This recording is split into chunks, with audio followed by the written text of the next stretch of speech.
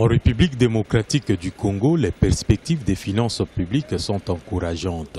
Selon un rapport du Comité des politiques monétaires conduite par la Banque centrale du Congo, rendu public le 7 février 2018, l'exécution des opérations de finances de l'État indique un excédent de 11,5 milliards de francs congolais en fin janvier 2018.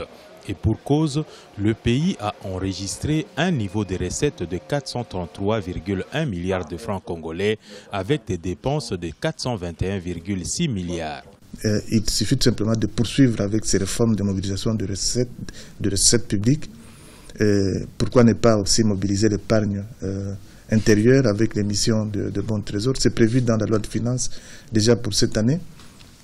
Pourquoi ne pas recourir aussi au marché extérieur, le marché financier, mais en donnant la priorité au marché local. Un redressement de solde global des entreprises est aussi enregistré au mois de janvier, après 3 mois consécutifs de détérioration.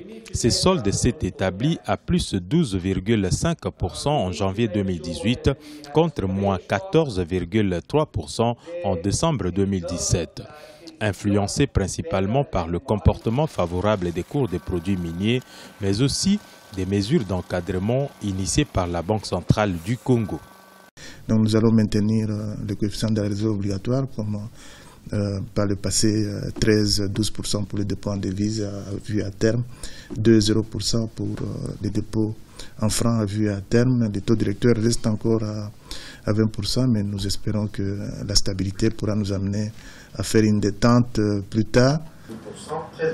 Le pays enregistre un accroissement de 4,7 millions de dollars de réserves d'échange qui s'établissent à 863,42 millions de dollars en fin janvier, correspondant à 3,63 semaines d'importation de biens et services sur ressources propres. Les finances publiques, fruits des réformes économiques engagées, sont en train de se consolider progressivement.